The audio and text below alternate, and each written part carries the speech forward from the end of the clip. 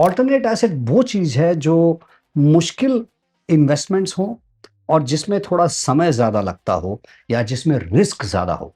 ये बहुत बड़ी बात है। हायर रिस्क प्रोडक्ट है ये, इसलिए जो आम आदमी जो स्मॉल सेवर है उसके लिए ये प्रोडक्ट ठीक नहीं है।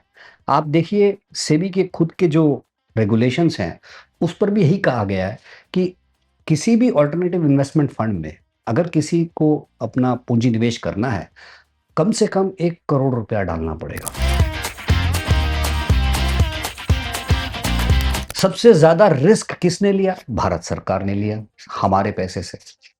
उसके बाद जब उस पर 15-20 साल तक कमाई होगी, मैं, आप और हमारे बच्चे उस पर टोल देंगे।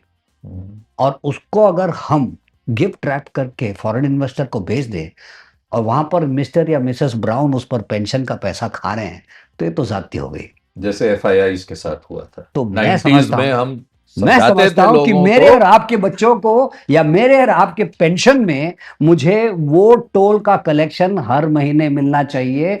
वो तभी होगा जब हिंदुस्तान में ऑल्टरनेटिव एसेट इन्वेस्टमेंट पर लोग अपना पूंजी लगाएंगे। कि इंसान सबसे इंटेलिजेंट बीइंग है प्लैनेट पे।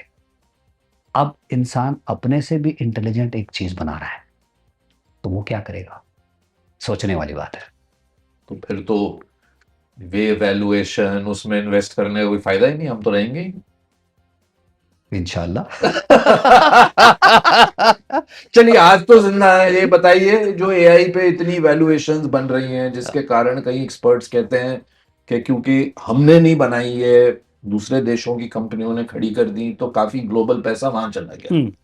ये देखिए हमेशा हवा चलती है। मुझे याद है 1999 में 2000 में इंटरनेट जब चालू हुआ था, हाँ इंटरनेट में तो सब कुछ ये हो जाएगा वो हो जाएगा। अमेरिका में तो $1 बिलियन की वैल्यूएशन कुत्तों के खाने की कंपनी की थी, pets.com। कोई पूछता है उसको आज? कोई नहीं पूछता है, ठीक है।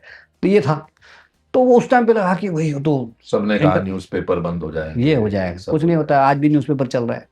तो हवा जब चलती है तो ठीक है, एक एक दौर होता है जहां पर बहुत ज़्यादा कंसंट्रेशन। एक आज जो कह रहे हैं कि AI आ जाएगा तो हमारे जो सॉफ्टवेयर कंपनीज हैं उनका कोई ठिकाना नहीं होगा। ये तो 1999 में भी लोगों ने बोला था कि हमारी जो सॉफ्टवेयर कंपनीज हैं वो Y2K के ऊपर काम कर रही हैं। जिस दिन 2000 का साल निकल जाएगा इनके पास काम नहीं रहेगा। एक ज़माने में कॉल सेंटर चलता था हिंदुस्तान से, कहते ये कॉल सेंटर वाला इकोनॉमी बंद हो जाएगा।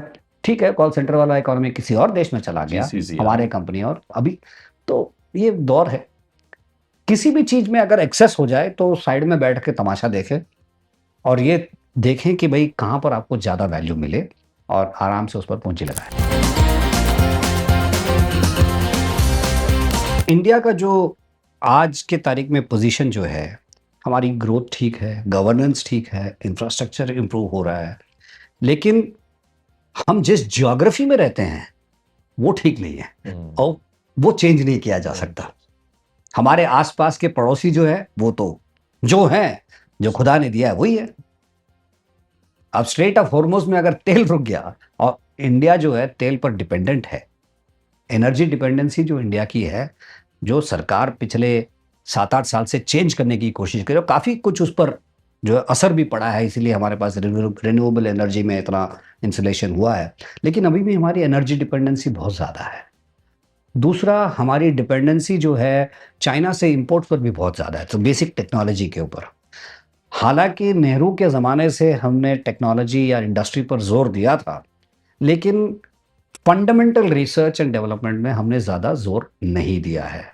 अब वो जो है पिछले 4-5 सालों से शुरू हुआ है, उसका जो रिजल्ट आने के लिए टाइम लगेगा। इन द इंटरिम पीरियड हमको ये भुगतना ही पड़ेगा, चाहे वो हमारी करेंसी हो, जो ऑयल क्राइसिस की वजह से हो। तो ये जो है, अगर कोई फॉरेन इन्वेस्टर अपने नज़रिए से देखे, उसके पास अगर $10 हैं, पूरा भूलोक पड़ा है उसको पैसा लगाने के लिए, तो वो यही कहेगा कि भाई मैं इधर लगाऊं तो मेरा ज़्यादा रिटर्न आएगा या इधर लगाऊं। तो आज जो रिलेटिव वैल्यू हम कहते हैं, आज वो रिलेटिव वैल्यू प्रोपोजिशन में अमेरिका में उसका बेटर पैसा बन रहा है। तो हमारी कंपटीशन पूंजी निवेश के लिए अमेरिका है और कोई देश नहीं है, और फिलहाल वो अमेरिका जो है हमसे बेटर परफॉर्म कर रही है।